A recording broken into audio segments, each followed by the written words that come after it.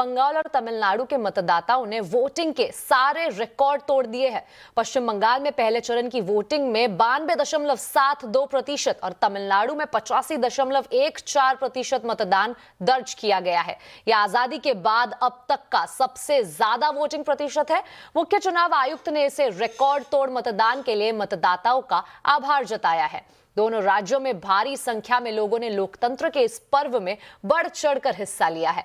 बंगाल में bumper voting और गृह मंत्री अमित शाह ने सोशल मीडिया पर पोस्ट किया है।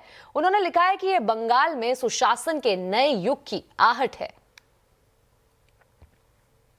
गृह मंत्री अमित शाह ने एक प्रेस कॉन्फ्रेंस करके ममता सरकार पर हमला बोला है। उन्होंने बंगाल में बीजेपी की बम्पर जीत का दावा किया है। उन्होंने कहा है कि बीजेपी पहले चरण में 152 में से 110 सीटें जीत रही है। दीदी जाने वाली है और बीजेपी आने वाली है। भारतीय जनता पार्टी बंगाल की टीम ने एक असेसमेंट करा है, जो पोलिंग हुई है ऐसा इसका, और मैं स्पष्ट रूप से आपको बताना चाहता हूं, 152 सीटों में से 110 से ज्यादा सीटें भारतीय जनता पार्टी जीतने जा रही है।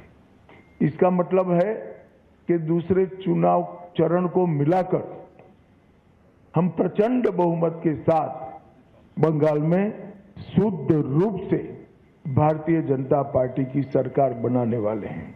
16 जिलों की 52 सीटों पर 92.98% मत निश्चित रूप से बताता है कि दीदी जाने वाली है और भाजपा आने वाली है। साथ ही अमित शाह ने कहा कि 5 मई को बीजेपी का कार्यकर्ता सीएम बनेगा। उन्होंने दावा किया कि बंगाल का अगला सीएम बांग्ला बोलने वाला होगा।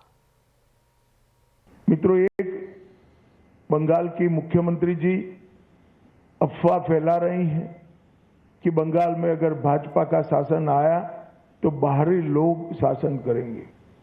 मैं दीदी को बताना चाहता हूं, दीदी बंगाल का अगला मुख्यमंत्री बंगाल में ही जन्म लेने वाला, बंगाली मीडियम में पढ़ा लिखा और बंगाली बोलने वाला होगा। इतना ही है कि आपका भतीजा नहीं होगा, वो भारतीय जनता पार्टी का कार्यकर्ता होगा।